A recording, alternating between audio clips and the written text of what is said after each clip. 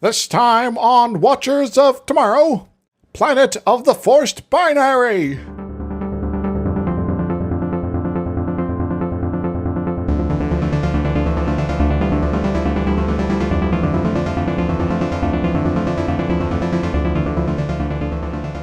Hello and welcome to Watches of Tomorrow, the sci-fi review and critique show that could ask, but then you might say no. That sounded way less creepy in my head. Let's move on. My name is Gep, and I'm joined as always by my friend and co-host Dr. Isix. Hi. And this week we have what many consider to be the best episode of the first season. I don't know if I fully agree. It is up there, but I don't know if I fully agree. It's like the best episode of the first season. Yeah, there's a few others that I'd say are definitely in contention, but it is a pretty solid episode overall. Yeah, there's my favorite episode, which we're not going to hit for a bit, which is horrible. It's stupid, but I love it because it's stupid. I wonder which one that is. So, actually, I guess we're going to hit it soon, thinking about it. But anyway. I can't remember where we are in our recording schedule. I'm all screwed over. Anyway. Yeah, it's been a weird year getting these recorded early, and so we can have like a nice, good long of episodes for everybody. But it also means that we're lost in time and space. Oh gosh. Yeah. Who knows what's going to be happening by the time this comes out? Yes, we could be, who knows? Maybe everything within this particular episode is irrelevant forever because computers have melted. All right, so this episode is the one with the weird computer people. Yep. It's called 11001001. It sounds almost musical when you say it like that. Yeah, kind of. They don't say it very often. It's a weird name. It's like it's an amalgamation of all the side characters' names because they're all named binary things. Yes. It seems they are obsessed with zeros and ones. That reminds me of a Nine Inch Nails song, actually. Anyway. It's also somewhat interesting because it does somewhat indicate that they are still using binary code this far in the future, which has some severe structural limitations as far as raw computing power goes, and possibly suggests that they are not, in fact, using quantum computers. Indeed. Well, unless all their quantum computers are all just about spin states of electrons, then, there's ups and downs. But why aren't you factoring in things like, the orbitals and things like that, too? Come on, guys. Yeah, but how would that be any better? Well, you could have single atom memory units. Yeah. Would it? If you have to use one electron for everything and still doing an up-down spin state, isn't that exactly the same as an on-off? Yeah. But yeah, the totality of quantum computers is a much more complicated subject than we probably have time to go into detail here. But this is sort of the minimum amount of physical memory you can build in anything that we are able to sort of suss out in terms of how would you actually do it and be able to read it without some sort of large particle accelerator. Oh, okay. Yeah. So we could have faster computers. They would just require a particle accelerator. Yeah, it's just so I need to figure out what the the color coding of this particular muon is here, and give me a few moments and a massive amount of power to accelerate at the speed of light. But the actual quantum computers is it's less about the memory storage and more about how you are computing things, which are different things technically. We aren't going to be talking about the writers particularly because both of them we had recently.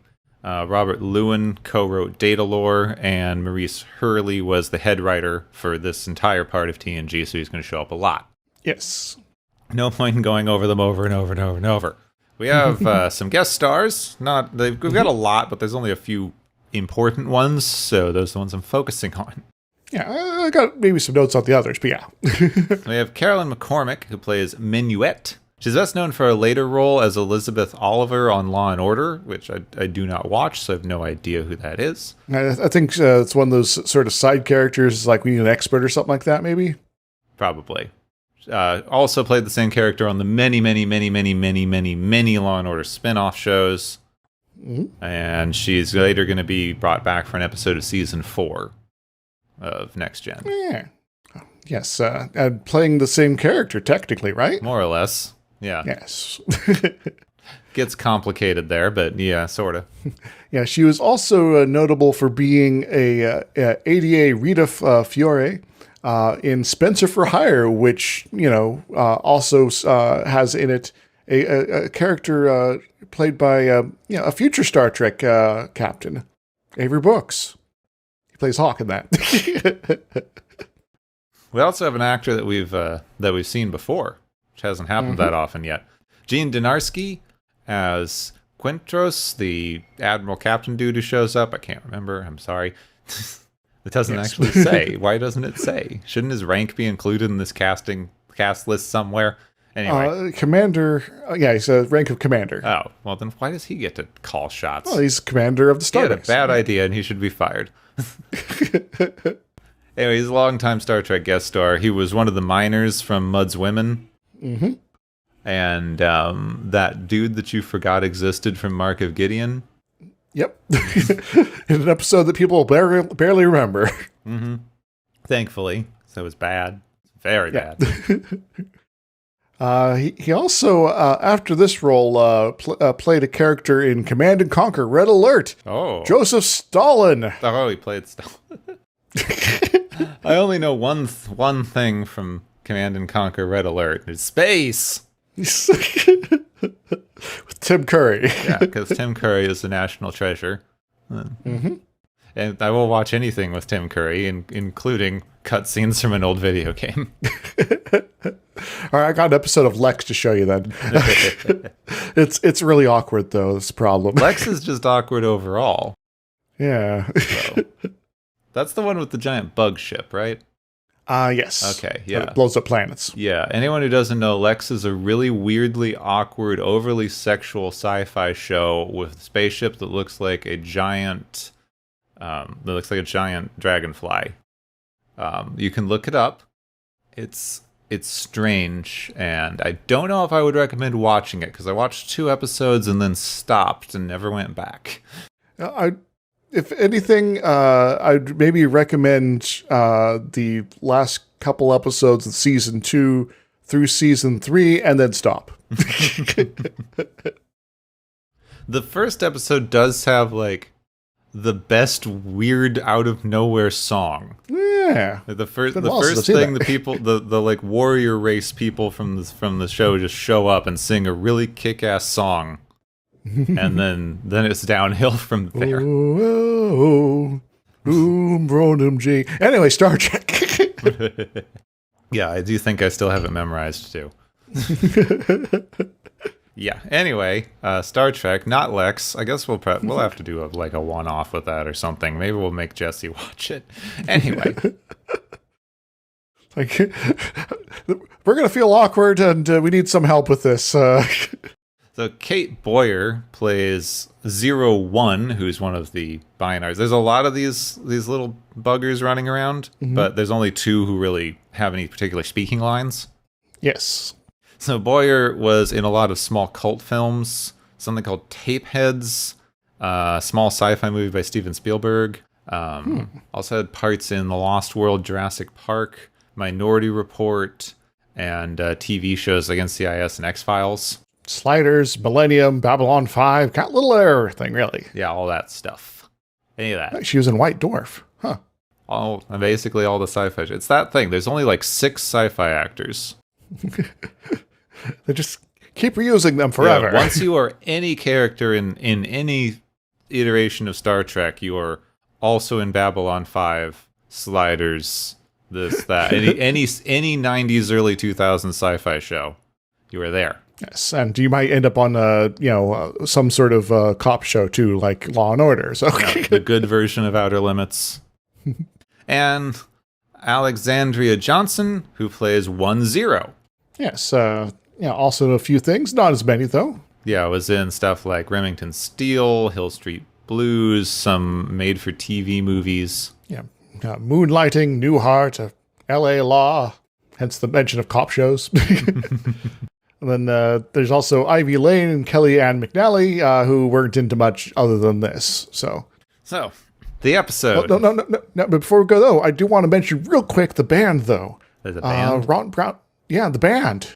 Yeah, because Ron Brown wasn't in much, but Abdul Salam El Razak, the bass player, is still acting as of a couple years ago at the very least. Was in numerous TV and film roles, including the John Larroquette Show. But I guess perhaps more recognizable is Jack Selden, the piano player, because he was the various other roles like the President in Johnny Bravo.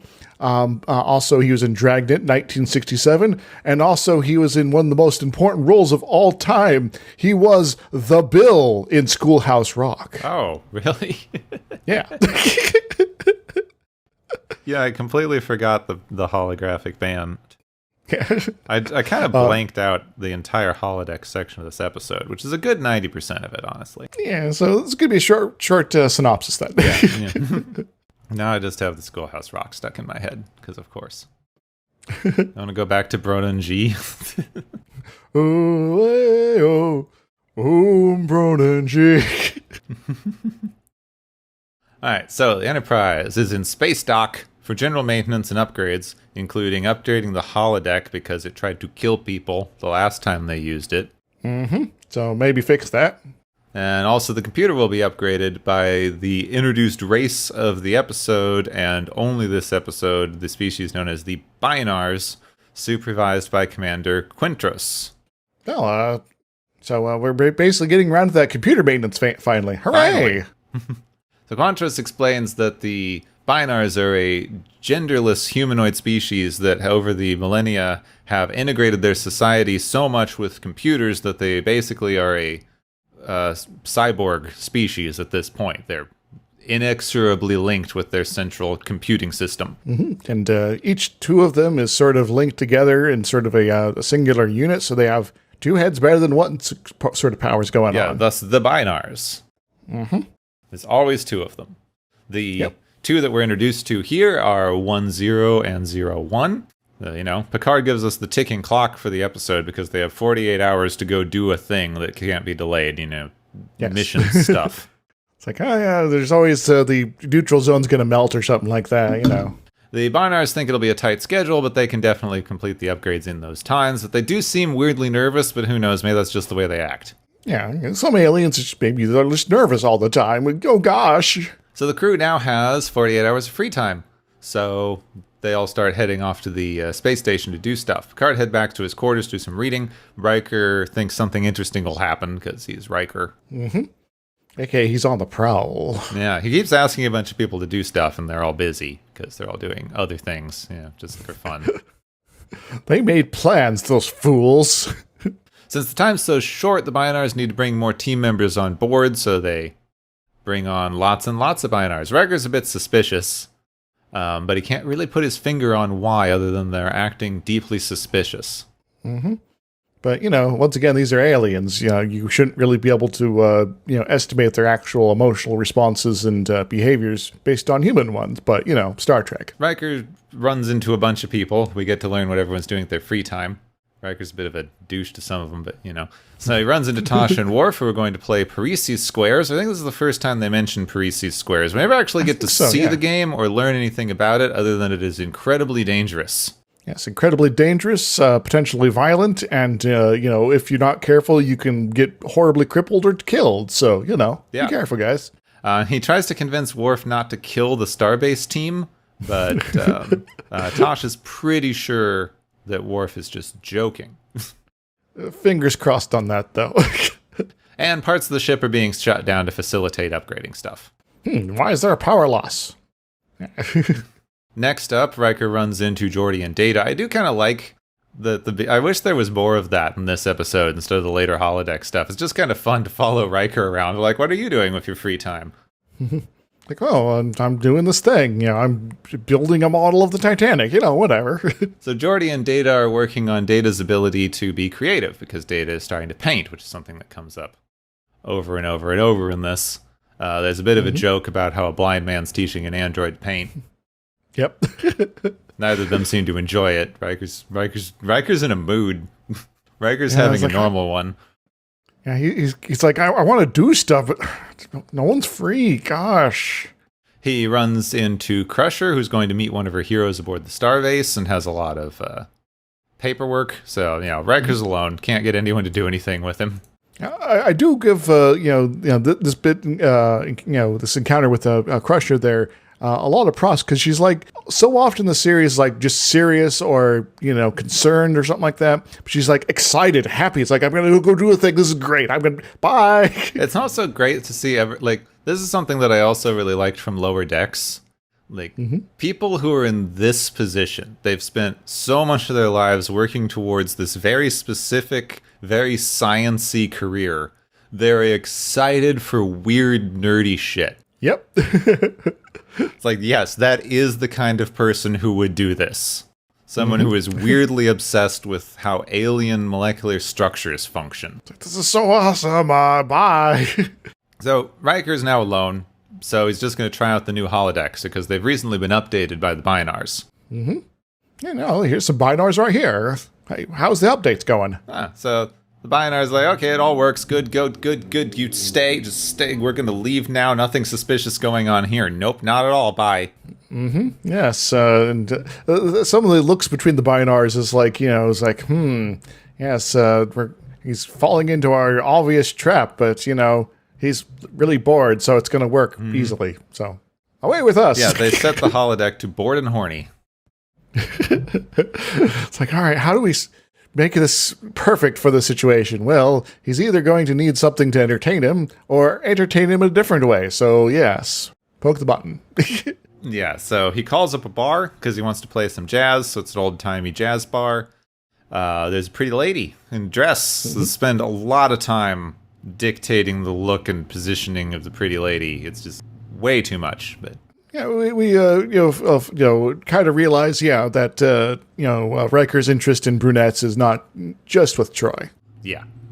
Yes. So the pretty lady in the holodeck is Minuet. Riker starts flirting. The Binars work on the holodeck controls suspiciously. I'm like, tune that in, make that bigger, cinch the waist a little bit. Okay, yes, and all the stuff to make talk to him in the right sort of sultry that keeps his attention forever. Hooray! So, on the bridge, Wesley's asking exposition questions about the Binars. Like, their language is super sped up, and then they buffer it and then get the information later in a drip feed. Doesn't sound like a way you could actually communicate, but sure. Yeah. I do kind of appreciate them using Wesley in this sort of role here, and I kind of wish they would have used him more in this. Yeah. It's like, I'm a young person and inexperienced with all this weird stuff out in space, so maybe I could be here to ask questions. I'm learning. He can be the resident cabbage head. Exactly. You always need the one guy to ask the stupid question, and they could give it to Wesley instead of the person who's supposedly competent. Yes. It's like, it's like Wesley might be, super genius, but he's inexperienced. So, he needs information in order to pull off the magical thing of the week. So he's like, oh, that's really cool. You guys have some advantages. I'm like, yes, and some disadvantages. Yes, we can never have any private time. Speaking of private time, Riker's getting more infatuated with Minuet in the holodeck. They dance, they talk. She's good at everything, like probably kissing and stuff. Before they're going to do anything interesting, Picard decides to show up. Yes, it's like, hey, I see you are obviously engaged in some sort of lewd holodeck program here, but I want to come in and hang out for a bit. Is that cool? He comes and hangs out. It's like, oh, I'm sorry I interrupted. And Riker's like, oh, no, I'm into this for some reason. So, maybe Riker's like, maybe a threesome and to maybe get someone from the band, I mean, like all horny Starfleet officers, Riker is inherently bisexual, but I never got a vibe with him and the captain. Yeah. Apparently no one else ever did either, because I have seen all of the shipping, and that is not there. Yes, but there is, maybe some almost in-universe shipping that happens, but it's so subtle you can miss it. So Minuet now flirts with Picard, but this time in French.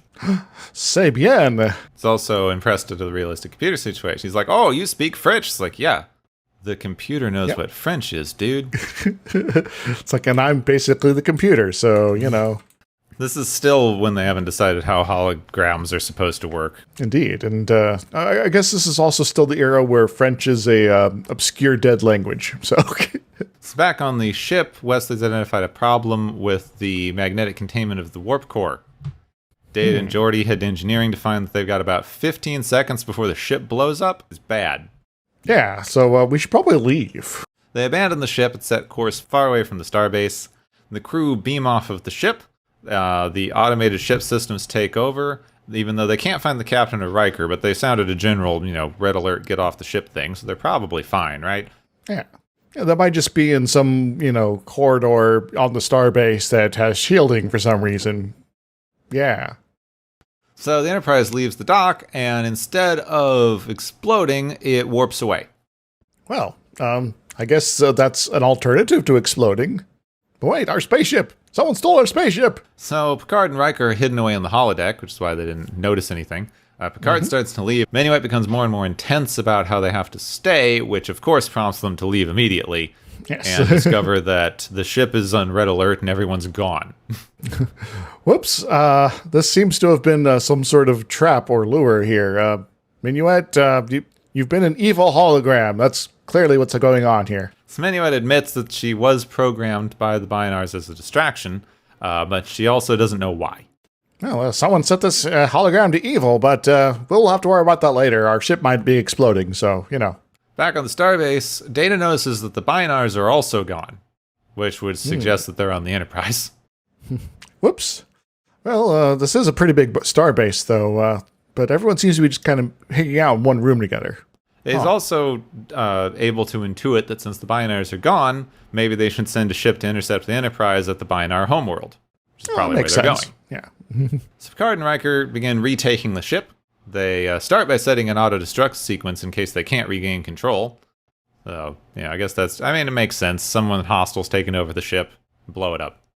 Indeed, yeah. You don't want, the flagship of the Federation to be, falling into someone's nefarious hands. Then it's like, oh yes, the Enterprise attacked our border outpost. So why did the Federation do that? Well, it wasn't us. Are you sure? It's your flagship. Come on, guys. Yeah. This time, though, instead of having to take 10 minutes of intense eye contact with every single person on the bridge going, yes, set the self-destruct code like they did in the original series, it's just two of them hitting buttons. And they go like, yeah, do it. Confirm, yeah, do it, and it's on. Yes. Though they do have a specific time limit for it that they can't seem to change. So, yeah, that's kind of annoying. Yeah, maybe they needed a computer upgrade to fix that. So the bridge is locked. Riker and Picard decide to beam into the bridge instead of go through the turbolifts. So they go to two separate parts of the bridge to serve as distractions for each other. It's a pretty good plan, actually. Yeah. They materialize to find the Binars unconscious and in a pile on the floor. Oh, gosh, yeah, we had this tactical thing all dreamed up, and, we're really going to use it later, but, even the people who were trying to ambush, they're, already kind of, unconscious, so, jeepers. It also leads you to wonder. So this time they're like, we'll be very strategic. We're going to beam down on opposite sides of the bridge so that they have to split their focus, and two of us can take on a larger group with the element of surprise and splitting their attention, etc. Literally any other time they beam into what they know is a hostile situation, every single one of them is just in a clump in the middle of the room. Yep. Well, this is maybe one of those examples where a tactic is brought up in Star Trek and used once, and independent if it works or not, just never used again. You can't, it's a one-time use sort of thing. Yeah, the Federation has a very strict one-time use it or lose it policy. Yes. Oh, we found a secret vulnerability on this death ship here. Okay, it worked. Let's never use this again. So since the Binars are all unconscious, they decide that they're not enough of a threat and they shut down this auto-destruct. Oh, that's smart. And they enter orbit around Binus. It's a stupid name for a planet. Yeah. Yes. Also, why? Why didn't they name their planet One or something? That would make sense, right? Yes. Well, maybe this is one of those weird, this is the translation, and, early Federation explorers were like, yeah, this is like an all binary sort of place here. And they're like, let's just call it Binar. Yeah. Or the planet is named 2. Just a weird translation glitch. Deep, complicated binary lore reasons that no one understands. The universe is too compliant, So the inner orbit around Binus, the central computer's offline, and all the equipment is in shutdown. Also, the Enterprise computer is almost full of information. Their main computer, they could hold a lot, and they wait a minute, what's going on? So they head back to Minuet for some answers. She reveals that now she knows what's going on, apparently. Yes, and her knowledge about jazz is not the only thing she knows. Well, so before it was like, I have no idea why you're being distracted. And they're like, okay, fine. Then like, you're lying. Yeah, you're right. So a star nearby to Binus went supernova and basically made a giant EMP and wiped out their central computer core.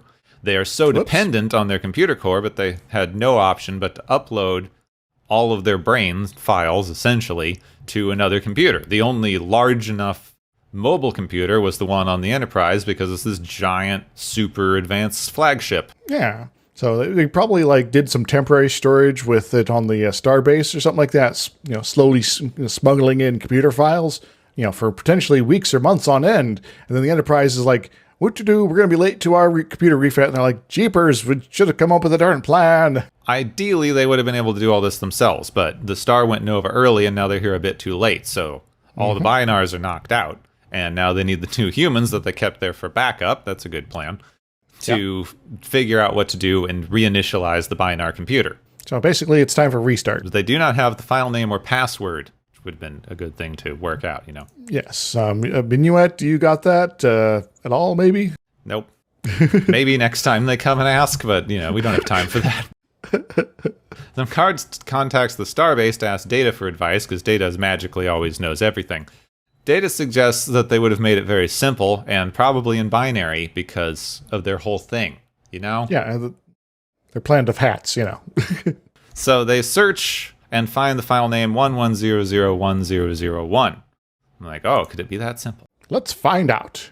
It's still not working, and Picard goes, wait a minute, they always work in pairs. What if I also turn the file on from this console? Well, it's convenient that there's 2 of us here then, If it was just Riker, this would be a doomed plan. Or Riker could have 2 hands. Dun, dun, dun. So it finally works. Consoles. It's fine. The files are sent back to the planet. The Binars all wake up. Well, Binars, you kind of hijacked our ship. What do you have to say for yourselves? Well, Picard goes, you could have asked, And they go, well, that would be great. But if you said no, we would have all died. So. I guess the Prime Directives would have suggested that's a possibility, huh? So they went, we're going to steal the Enterprise and face punishment if we need to, but at least the world will be saved. I guess that is some moral sort of choice there, I guess. Yeah. The Picard sets course back to the starbase to reunite the crew. Riker heads back to the holodeck. Minuet's gone. Probably because the Binars were actively programming her, and now they don't need to anymore. Yeah, so it's different character entirely, not the life that she had before. The perfect girl for Riker is now gone. Yep, and as Picard says, some relationships just aren't meant to work. Well, I guess we've learned a lesson. I don't know what it is, but I guess that's the one. And so some relationships just, Kind of just makes me think of the Futurama don't date a robot thing. Well, I guess we'll have opportunities for, the question of, dating holograms, things like that down the line, and especially in Voyager. Yeah, a lot. Yeah. It's something that they play with a lot. Yeah, in fact, even Janeway gets in on that action. Mm-hmm. So, I mean, that one, they always well, you are the captain. There's no other humans in, millions of light years. So, delete the wife. You keep refusing to let the writers pair you up with Chakotay, which is a good move on your part. Yes.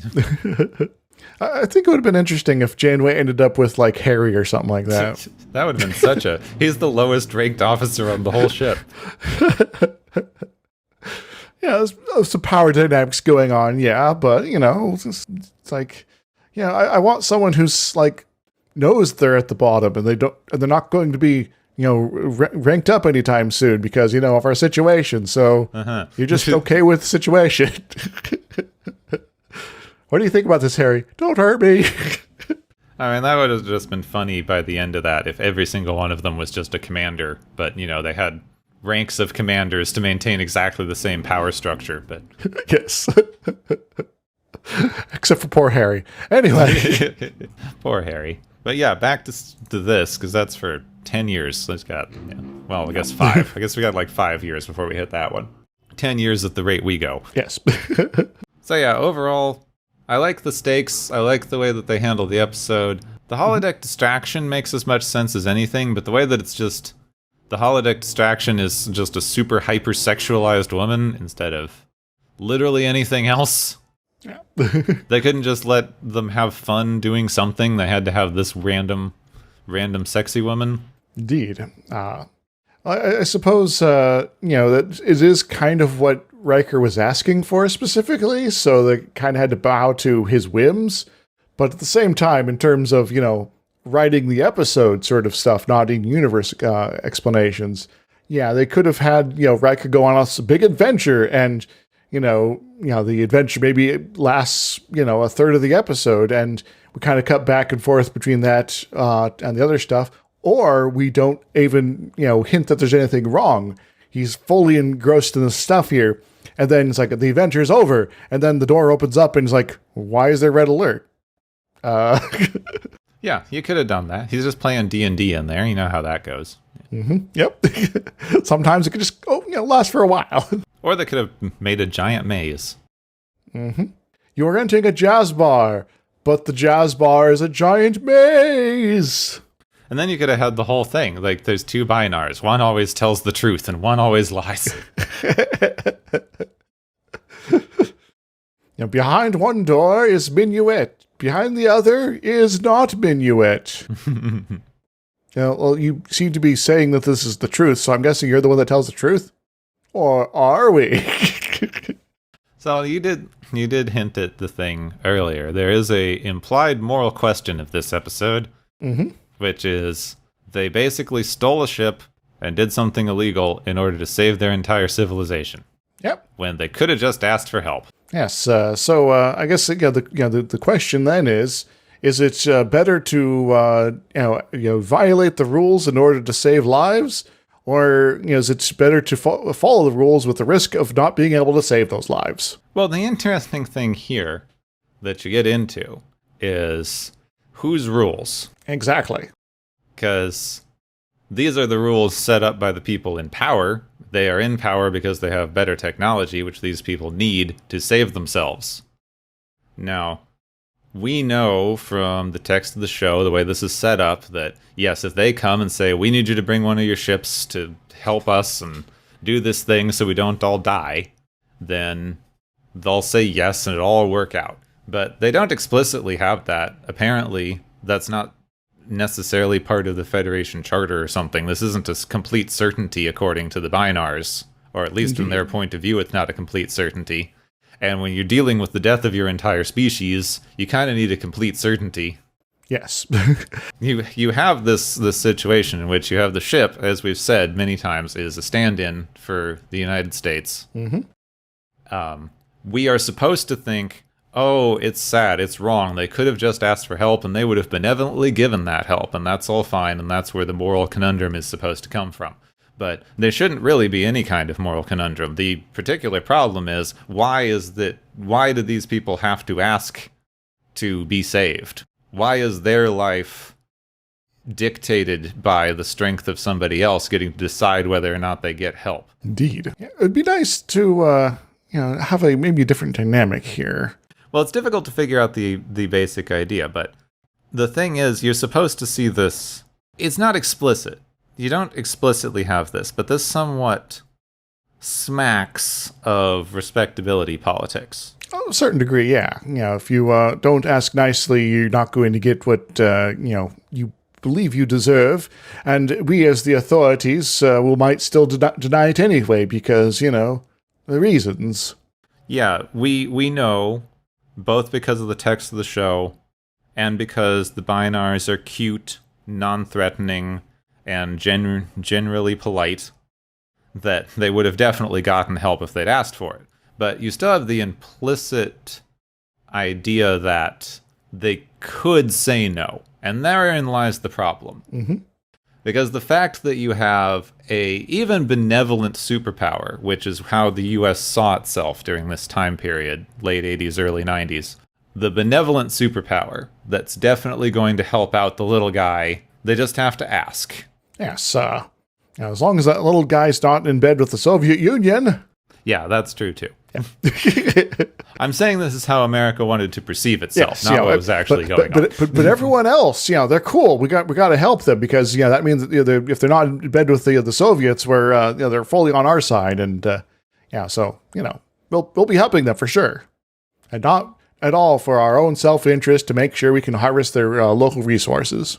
And does this wind up in some complicated questions? Yes, because you do have what feels like, of course, natural inequity, especially when you reach a interplanetary scale. It does seem to make a little bit more sense. Whether or not it actually makes sense is something that you would have to do a lot more work on to decide. Mm-hmm. The idea in the show seems to be we aren't going to share, we're going to have technological inequity because we can't share our technology willy-nilly because we don't know what people will do with it. And to a certain extent, you can see the argument, though it does get into a human nature problem. The idea that sharing advanced technology will necessarily lead to destruction is a problem that they kind of attribute to a species or society needing to evolve to a certain point, not needing to... which gets into the same thing we were talking about an episode or two ago on the end of history, that arguments that a civilization will naturally just kind of work itself to the same natural equilibrium as every other society, and that will be the right and good and proper way to be, and then we can share technology with them all they want.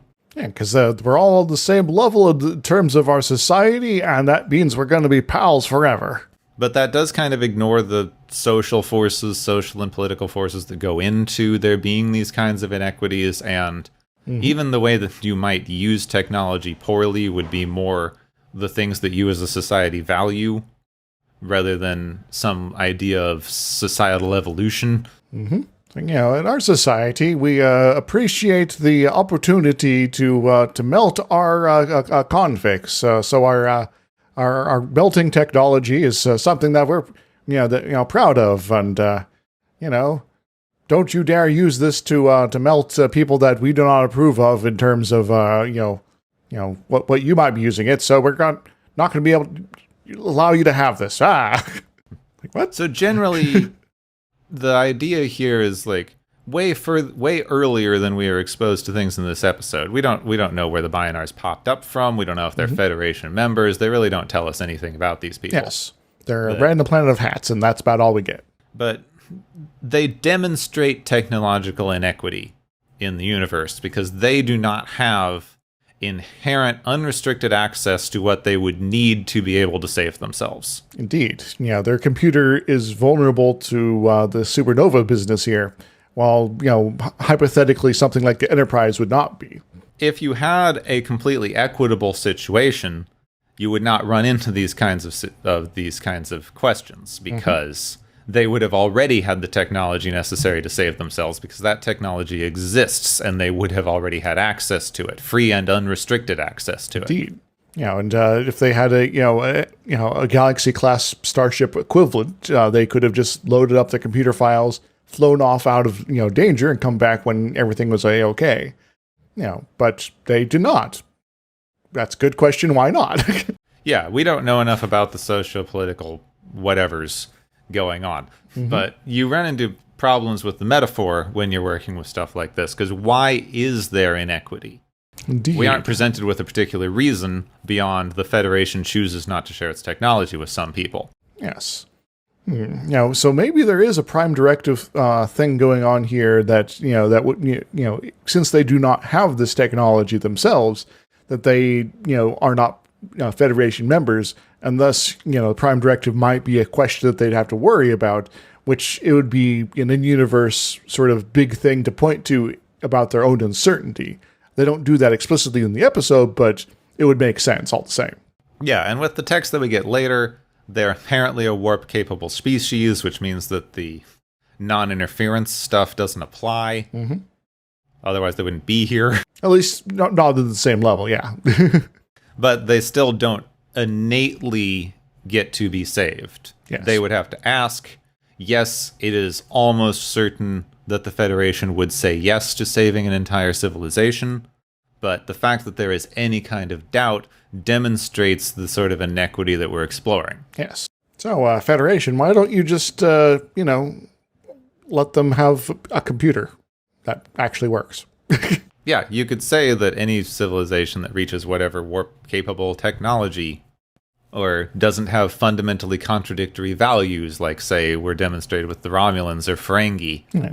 Maybe have them get a care package of, you don't have to join the Federation, but, this will allow us to keep in touch, and we'll make sure that, you're not going to run into a weird desperation situation that will, put your entire civilization at risk. So basically a Wikipedia for some useful text to make sure your civilization doesn't just kind of get wiped out randomly. Yeah, your analogies fall down really quick Yeah. in Star Trek, which is one of the problems that this series has when it's trying to talk about social inequity like this. Mm-hmm. We have no basis for being able to understand how it functions. It's in there as a metaphor. The basic premise of this episode is supposed to be, oh, they could have just asked.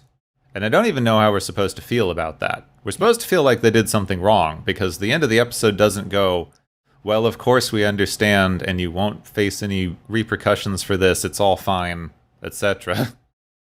They kind of do imply they're going to be punished for this. Yeah, there's going to be a hearing. But I would, if I was the Federation, I would sort of have a big exception for alien natures in alien beings, sort of exception to certain sorts of rules that sometimes it doesn't make sense for a type of alien life to follow our rules because they don't. The concepts involved are just so foreign to them, and they could get it out there. But still, that would have to be sort of a thing you would prove in the trial, and there'd still be risk of them, ending up in a penal colony for 20 years or something like that, which would suck for them. Yeah, it would suck for them. The general issue that you run into is when they're trying to do metaphors like this, Star Trek exists in a completely post-scarcity society, except when it doesn't. Yep. And I guess a lot of the times it doesn't is when you're either dealing with alien planets like this, or random Earth colonies where they don't have anything and thus are vulnerable to being lasered by space entities or something like that, and a few other random exceptions. Yeah. I mean, if you're going off of some of the older ideas of levels of civilization, at this point, once you have something like a replicator, the literal only thing that anyone needs to worry about doing is generating energy. Yep. It's like, okay, so maybe we need some raw matter to transform through the replicator, but we can still do that provided we have the energy. We have all sorts of future tech energy sources as is, so, You apparently have access to not only thousands of stars, but also matter-antimatter reactions, which should create near limitless, pretty clean energy. Yeah. Though there is sort of a wind-up process when you think about that sort of reactor system, that you need like an ignition source in order to generate the antimatter in the first place. But anyway. Well, nobody knows where they're getting antimatter from. They never really say. I think there's some tech manuals out there somewhere where it's like, they have these sort of fusion things that generate it through this process, but we don't really explain that too. So basically magic. You can't even just scoop it like it exists. You can't have like whatever magnetic Scooby-Doos, Well, a RAM scoop would be able to, potentially pick up some antimatter, but you'd have trouble of sorting it out from the matter that you're also scooping up. There's also a matter of, quantities and, relative levels there. But anyway, we don't really get an explanation. There apparently is some stuff they can't synthesize, which I guess is where the scarcity comes back in, but we don't really get a idea of what those things are. Yeah, maybe it's, the replicator needs to have specific types of atoms, so it can replicate something with carbon pretty easily because that's a pretty common material of the universe. But something with, say, seaborgium is going to be a little tricky. I guess I don't have much of a point beyond. I think I disagree with the basic premise of the episode. Yeah. They're trying to set up a moral conundrum that only exists because the Federation is too much of an unchallenged superpower. Yeah. So maybe they should be challenged, and it's like, maybe you should share your resources a little bit better, and, maybe, expand that universal love business or something like that. I don't know. Well, they try to hint at some of this stuff later, which is one of the strong problems that I have with Deep Space Nine, is they set up such juxtaposition between we're always getting everything from the perspective of the Federation in these episodes, which is why we're supposed to sympathize so much with the superpower. Yep. They want us to. When you get into DS9, when they're like, oh, there's some places outside of the Federation, as soon as you step foot outside of the Federation, you're in lawless Wild West Buck Rogers crap. Yep. And it's such an unnatural, massive juxtaposition that it also makes little to no sense.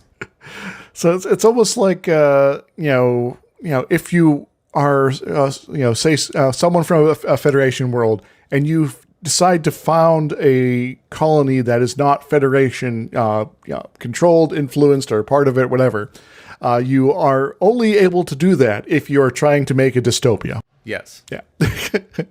So, there's also, I guess, Tasha Yar's planet, which we'll get to later in TNG more. Yeah. I just feel like as a medium, Star Trek has a lot of really, really good points, and a lot of them are about upholding a strong moral center and how difficult that can be, even when you have unlimited power and resources. Indeed. That's a very good issue. You can look at that in a very complex way, and they tell a lot of really good stories around that later on. Where it always falls apart is when it tries to look at any sort of social inequity, because the world that they've set up doesn't even make sense for social inequity. They're bad at telling stories around it, and they're always coming from the 90s American idea of we are an unchallenged superpower, can do whatever we want, and the rest of the world is fine with this. And that's we are doing the moral good, and thus we are unchallengeable. Yeah. Yeah. Which, kind of circular logic. When it gets into when we're getting into good, complicated questions, it is, okay, you have the moral high ground and the power to do whatever you want with it. Now what? Well, is it right to use this power? And if it is, how is it best to use it in a way that's going to be best for folks? And by best for folks, I mean, the people that we're interacting with and ourselves and all that. And, oh gosh, this is kind of spiraling out of control. And you could have a very interesting discussion of that with something like this, where you have a actual discussion about what is the best thing to do with this. You could have the Binars apply for this and don't get it for some random bureaucratic reason. Picard thinks that's wrong. They go into a big discussion about why one should or shouldn't use your ultimate power to help others in need, and probably eventually go against Federation orders and save them anyway, Picard do. Maybe that's what the holodeck stuff is, maybe Riker in his wandering around is, it's like, maybe I'll do a little jazz club. And then, it's like, I got bored of this, move on to something else. And then Picard shows up and saying, hey, I got something here. Maybe we can do sort of like a big sort of trial sort of thing, where we're, tackling some moral issues here.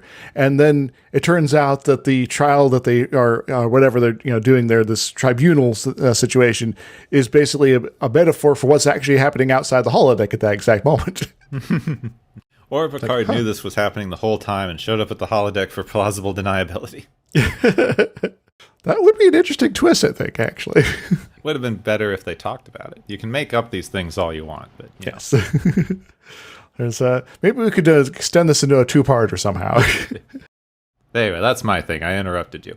Yeah, I got a couple things to maybe touch upon here. So So in this episode, we are introduced to Riker's interest in jazz a little bit here. So what do you know about jazz, Kaplan? I know that I think in the 1930s, it's a quintessentially American music, came out of nightclubs that largely featured African American performers. It's kind of I don't know the exact musical influences, but it comes out of a lot of African American musical traditions. In the 30s, it was largely seen as the downfall of white society. Like everything frickin' is. Anything new and not the same is the downfall of our modern world. It became particularly popular because a lot of clubs and bars were very, very integrated during Prohibition because you're already breaking the law, so what does it matter? It's like, just hang out, guys, it's fine. Later got co-opted by white people, like everything does. Yes. It's like, oh yeah, we're going to change this up a little bit and we can invent rock and roll from it. Bye, guys. Yeah, spun off into rock and roll, and I think to some extent disco, which remained African American and queer until that also got a lot of hatred because it was the downfall of moral society. We seem to be running into the same trend over and over again. But yeah, I guess other things I want to mention is actually sort of spawned out a little bit earlier than the 30s, but that's when it sort of became highly noticeable in sort of the middle jazz age there. But yeah, since the 1920s or even earlier, it was sort of percolating with influences from ragtime, some blues, African rhythm rituals and things like that, where there's a mix of call and response sort of stuff going on there, and also European influences, because we got like the bass player there. That's a very European sort of instrument there in the first place there. So it's sort of like, so we combining all these things and just creating a fusion of new music with a, sort of a new types of beats that aren't, sort of the classical, rhythms and harmonies anymore, but a little bit more wild, a little more jazzy, you could say. And so, this sort of ended up in the long run spawning a number of different sort of subgenres. Minuet mentions not liking Dixieland specifically, but that's kind of the tip of the iceberg in terms of variants of jazz out there. There's where it comes from in terms of where that particular type of jazz was generated. Is this more of a blues interest influence, which does predate I guess proper jazz, those all kind of mixed together to a certain degree. Or is this more a ragtime interest or something, influence or something else? What city was this sort of, style sort of generated in primarily? Is it more bebop sort of stuff? Is it more, influenced by sort of the smooth style? Is there more hard edges to it? As you get further into like post jazz age eras, you get stuff where it starts melding in with suddenly got jazz funk going on here, where like funk has sort of generated been a musical genre developing on its own. We're kind of swinging back and meshing them together here, and so it's sort of a genre of music that is still evolving to the modern day, and it's a complicated and rich history that is way too long and complicated to sort of go into all here. But, I did definitely want to sort of, get our international listeners a little bit of a clue about what even is jazz. Sure. I think it's gotten further than America at this point. But yes, it is. Certainly. But I'm talking about like the origins and things like that. It is a quintessentially American form of music. Mm-hmm. And of course, like all quintessentially American things, that means African American. Yes. It's like we're not just going to keep repeating the same thing. We're going to kind of do our own thing. And you're taking it again. But I'm not an expert at jazz by any stretch of the imagination. But generally, I've generally enjoyed the jazz I've been exposed to over the course of my life, with the one exception of the jazz band from high school. Mainly because it was kind of really easy jazz and thus boring. I'm not saying, easy jazz is necessarily boring, but, when you're dealing with, folks who are not steeped in the genre or any of the culture or, are still new to the instruments, you're not going to get something that's going to be, I guess, really jazzy, I guess. It's sort of this is almost like down tempo in terms of like emotion here. So occasionally we might have someone, try to do a cool solo, and that's maybe the highlight of the song, but the rest of it's like, that's killed some time, I guess. I thought I didn't like it as a genre for the longest time, even though it's a super wide, varied genre, so that's a pretty it's like a super thing genre. To think about music. But it's because the news radio station there I grew up used to switch over to jazz music at night after midnight, but it was very like complicated, freeform, super advanced. I'm not exactly sure what terms to use, but like definitely not the stuff you would use as an introduction for someone. Yeah, And that was my first exposure when I was young. It was like, what is this? I can't even hear notes. What's going on? Yeah, there's a sort of improvisational sort of component to jazz. It's a genre that sometimes you're like, I'm gonna kind of do the thing, and then there's sort of a subgenre too that's like going to be most of the tune actually. So so I guess that's sort of one thing I wanted to bring up. But the other thing that we might get into more extensive time later is questions of informed consent. Because I guess the question is, the Binars here, they got like literally part of their brain scooped out and replaced by a computer. Probably when they're quite young. Yeah, probably. So there's probably some parental consent here. Or as a society, they're like, we're just not going to worry about that anymore. We're all going to be like this. You have no idea how they reproduce at this point. True.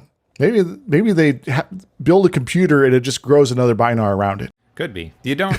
They never bring the Binar up again. It seems like the kind of thing that you might think about when you start encountering Borg. Yes. I've heard a joke that's like they're cyborgs intent on using our technology, and it's like, but yes, that's true, but we don't assimilate others. We just do it to little babies. I mean, we have no idea how or when it's done, or if it's something that you can opt into or not. Or they say that it's inextricably linked to their biology at this point. So, maybe they're not able to survive without these, modifications. Like their brain won't develop properly or something like that. You do have a bit of a thing too. Like, yeah, they're probably doing some sort of surgeries or integrations. We have no idea how this functions. But then it's also so innately tied to the culture of their species. It's in some, like, well, this isn't the perfect analogy, but imagine if you had to opt in as a baby to learning your native language or not. Like, that's not really something that you would choose, because even if you didn't want to, it would leave you completely a complete inability to interact with the society around you. Indeed. So, there is, questions here about consent, but there is also still there are other factors that are applicable here that, are sort of overriding of that sort of, question. But I guess there is, still potentially the inverse question of, could a Binar parent say, no, I don't want them to get the computer brains here? Yeah, we have no idea, actually. Which makes it a difficult analogy. Indeed. This gets into a very complicated issue There is a very obvious human analogy here for what we're doing, but it gets into some very complicated places.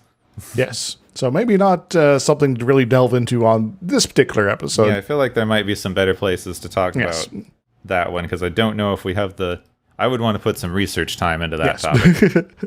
So I guess this is a we're going to file this away for later sort of thing here, and we'll remember this episode, so maybe you should too. Yeah, we could maybe we should start doing some side episodes. If here's the thing that we actually need to do some research to talk about. Yeah. Maybe we could do that between seasons. I don't know. Yeah. So, should I talk more about jazz? Sure, why not? All right. You're gonna scat at something?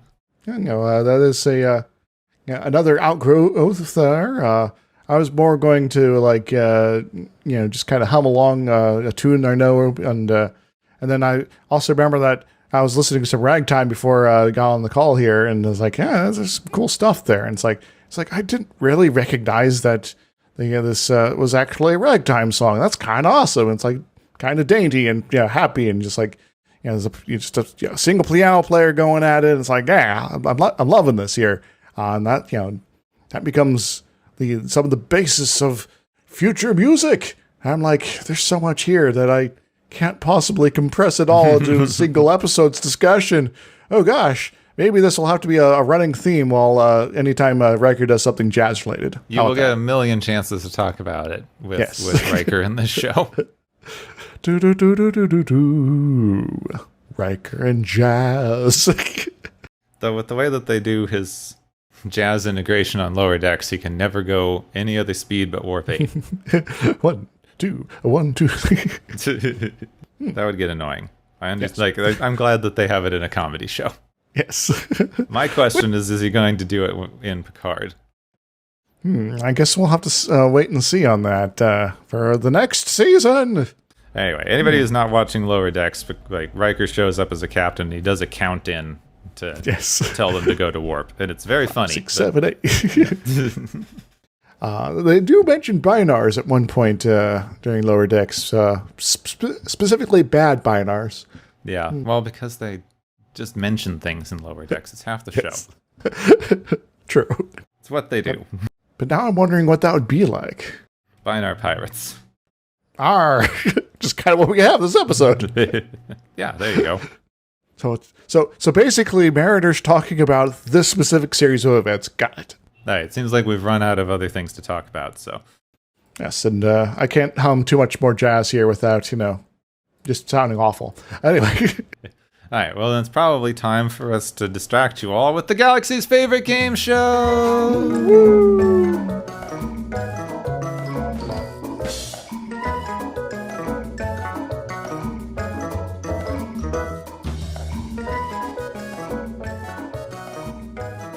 Hey everybody, welcome back to the Galaxy's Favorite Game Show. We got several prizes to hand out here because our contestants have been racking up lots and lots of points. So many points that, we can't even fit them in the whole club here. Anyway, the first prize is the Could Have Asked prize, which goes to the Binars, though their natural precludes the taking of it on any risk with respect to getting help. The whole discussion about, this Federation being a superpower, and also, this is a Star Trek episode, so we need like a plot of some sort. So what do they win, Gepwin? I win a shielded computer? That seems like it should just be standard for any spacefaring species. Indeed. Why does your computer go down if there's a supernova anywhere nearby? I mean, given galactic scale, nearby must be at least 17 or 18 light years. Generally, especially if you don't want your planet to also be bombarded with, random bits of, fluff from the star itself and all that. And so technically you should have, years and years to prepare for a supernova impact on your planet, but, whatever. Our second prize is the TV Love Story prize, which goes to the doomed romance between Riker, Minuet, Picard, and the guy on base. What do they win, Gepwin? They win the TV sitcom Reset, because, it's an amazing love story. It's great. Everything's perfect. And then they have to reset it by the end of the episode, so you never have to worry about it or think about it again. Indeed. Basically, unless it's between main characters, any love story on Star Trek is basically doomed forever. Our final prize is the Debt to the Opposition prize, which goes to Worf for making that game of Parisi Squares, maybe taking it a little too seriously. Or was he joking? Dun dun dun. With Worf at this stage, we don't really know yet. Later, yeah, I would be joking, but, this stage, who knows? Anyway, Gepwin, what does Worf win? Worf gets some inquiries. This keeps happening. People keep dying around him. It's all accidents. Parisi Square is a dangerous game. Yes. But we should look into this a little. Nothing's proven. Yeah, what if Worf was put here by some sort of nefarious entity, organization, or time traveler group to basically make sure that certain people didn't make it out of sports events. That's an interesting sci-fi short. But why sports events? Oh, that's a good question. Just coincidence, maybe. Anyway, that's all I got for this time. Go and take us away, Gepwin, and make sure to hum some jazz as you do. Thanks to everyone for competing, listening along, and joining us for the Galaxy's favorite game show!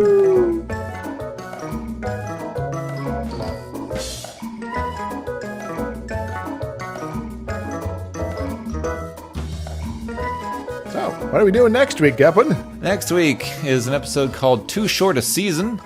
Which no one particularly remembers because it's sort of dumb. It's one of those that's just kind of there, really.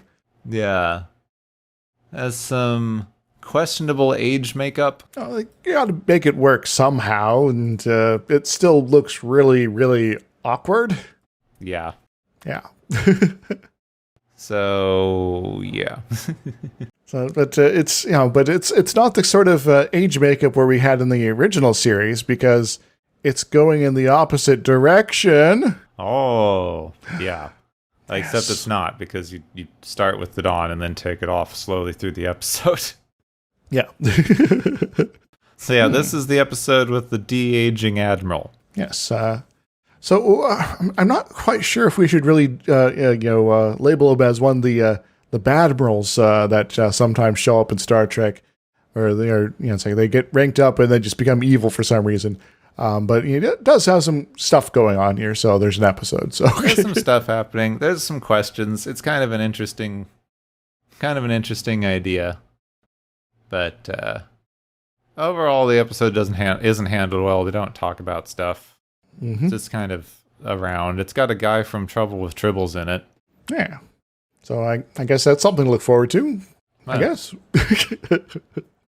Maybe we could just talk about Trouble with Troubles again. De-aging admiral. It's fine. Not the one you're thinking of. Yeah. Admiral April, you're getting younger. Yeah, it's the de-aging episode. Not that one and not that one. Because I know the two you're thinking of, and it's neither of those.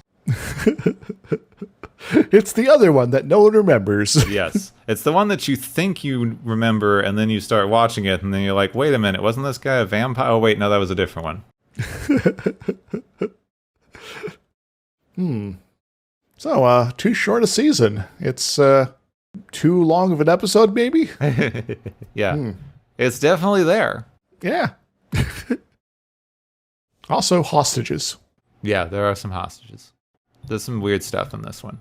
It gets into some of the stuff we were talking about. I mean, it gets into some of America's not great political decisions and things. It just frames them around something very stupid and difficult to follow. So maybe we'll have more to talk about there. Yeah. Anyway, that's going to be next week when we have to figure out what to say about the magic de-aging admiral. No, not that one. Next time on Watchers of Tomorrow, to be young again.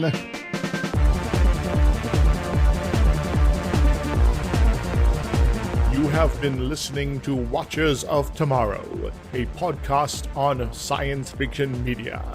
Find and follow Watchers of Tomorrow on Podbean, YouTube, Spotify, iTunes, Google Play, Stitcher, Pocket Cast, Spreader, Digital Podcast, and perhaps many more to come. If you enjoy our podcast, make sure to subscribe for more. And where possible, make sure to rate your experience or leave us a review. You may find Gepwin on youtube.com/Gepwin and Twitter @Gepwin. You may find me, Dr. Isix, on youtube.com/Dr. Isix and Twitter @IsixLP. Music is Waveform and Mori's Principle, both by DRKRN. You can also check out the Watchers of Tomorrow Discord channel. Make sure to share the experience with your friends, family, enemies, and alien overlords. If you feel you are suffering from transporter syndrome, please be aware that the next time you step off the transporter, that you, that is now, no longer exists.